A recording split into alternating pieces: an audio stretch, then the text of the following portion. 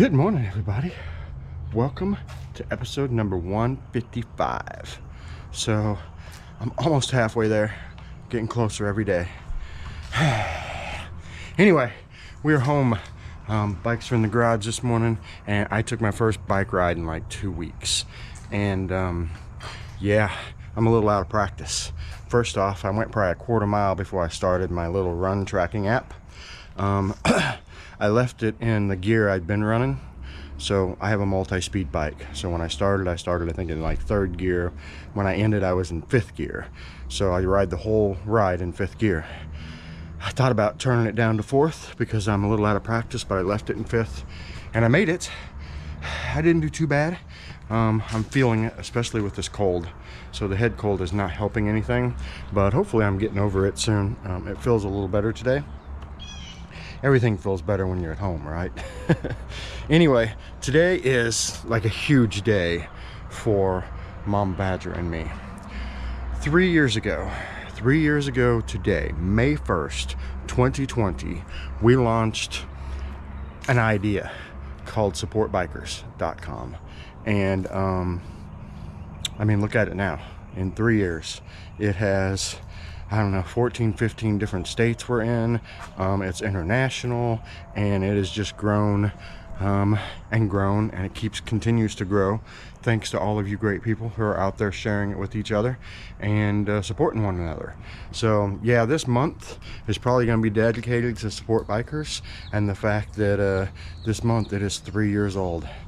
I still think about that and I can't even really grasp that, because in 2020 the pandemic hit and it was just an idea. How can we help other bikers, their businesses grow? And it just kind of blossomed into, you know, helping bikers that have had crashes, and helping bikers that needed legal help, and helping bikers that needed to raise money for whatever purpose, or if they had a poker run or just a place to share their lives with each other and connect. And wow, it just turned into something so much more than I could ever imagine, and I can't wait to see where it goes in the future. So anyway, that's it for this morning. I'm gonna go get some coffee, and again guys, thank you for your continued support. We'll see you in a few. Hi guys, so I'm catching up on everything today. I had some mail that needed to be shipped, a couple of gremlin bells, so I came and shipped that, and I needed to pick up packages. I was gonna ride the bike, but I was like, you know what, this might be more than I can fit on the bike. Well, here's the packages. I might have struggled carrying those back on the back of my motorcycle. One of them is Viking bags, so I know that's a bag to give away on the World Record Poker Run. Another one was a company that sent me some products, and the funny thing is I already used the product. They're like, will you do a video? I've already done the video, so I might as well take the product for free.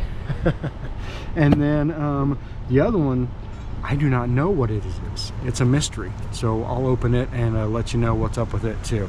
So I love seeing all this stuff coming in, just more stuff to give away during the World Record Poker Run. Man, I've got, stop that, Route 66, more stuff to give away for Route 66. Anyway, I'll be working a lot on Route 66 this week. I'm excited about that. Now my focus is kind of totally on Route 66, and of course, and the fact that it's Support Bikers' 3-year anniversary. So lots going on. I guess I better get back to work. Whew. Monday is over.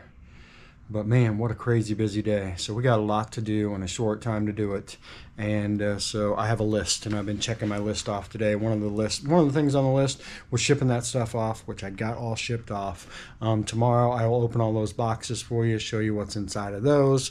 And then I've got a couple bikes to turn around and get ready to go again. So on this weekend we have 2 events that we're going to, one on Saturday, one on Sunday. Then we have a weekend off, and then the weekend after that we head to Alabama, and then we're back for like 3 weeks, and then we head to Michigan. So I have got to get all the bikes in top running order. As most of you heard, silver is still burning a little oil. So I haven't decided exactly what I'm going to do, but I'm thinking I'm going to probably take the jugs from red and put them on silver, and the heads from red are already here. So the jugs, switch them over. Hopefully that'll take care of all the oil burning. Then I can take the jugs off of silver and the heads off of silver, take them to the machine shop and have them work their magic on them while we're on our big long trip. Otherwise, silver ran excellent. Silver did blow out a front fork seal, so I have to replace that. And I haven't decided on that either. So what do you guys think? So here's silver, and silver's actually had the front forks replaced. So when I bought it, it had like 17,000 miles on it, and it's supposed to have chrome front forks like Red has over there. But it was already replaced. So were the wheels. The wheels were spokes. So I think maybe he had a minor fender bender on it, although the fender was fine. The front forks were replaced, the wheels were replaced, so that's what I'm guessing. So as I love silver, right? So I told Angie, I've always just ridden silver and not done anything to it except maintenance. But I've decided that I'm going to take care of silver. So every time that I replace something, I'm going to upgrade it to whatever it is I want. So I want to take it back to at least original form, which would be chrome lowers. And I'm getting ready to, change that seal. So what I'm thinking is I may steal Red's forks, put them on silver, and get new ones for Red. Haven't decided 100%, but that's what I'm thinking anyway. And then we have a USB on Angie's bike that plugs her phone in. It quit working while we were on the road. I had a spare one, so I got her a new one coming in. I will install that. I also got her one that has a fast charge for the new iPhones. That way we can charge our phones up quickly if we need it. I'm going to get one for silver as well. So just a couple of things that we're adding. The other thing is she needs a new tire. So she had this tire put on at 64,000. She is now at 89,000. So 25,000 miles on her front tire, and it's time to be replaced. So she really likes the Metzler 888s, which is what I have on there now. So I just got her another one, and I'll replace it. It should be here this week, so I'll replace that for her for the ride. But that being said, I have a question for you guys. The motorcycle manufacturer has one recommendation for tire pressure, and then the tire manufacturer on the side of the tire has a different recommendation for tire pressure. So which one is right? Which one do you use? I'll tell you kind of my methodology of this. Who would know better what tire pressure should be in a tire other than the tire manufacturer?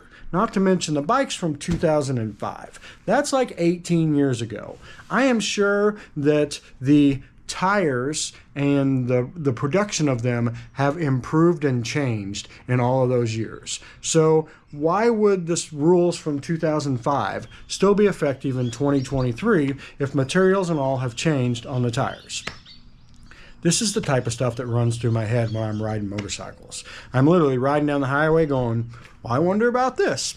It's never a good thing, because then it throws me down a rabbit hole of, I got to figure this out. So that's one of my missions. I want to know. I'm going to hunt down some tire manufacturers while we're out this year at some of the events, and I'm going to ask them their opinion. Because I'm really genuinely curious about this, right? Because if you use the tire manufacturer's recommendations and it lasts longer, that's great, because motorcycle tires are expensive and they're important. So anyway, I could ramble on and on about this, but I'm not going to, because this is the end of Monday. And we got a lot to do tomorrow, so we'll see you guys tomorrow.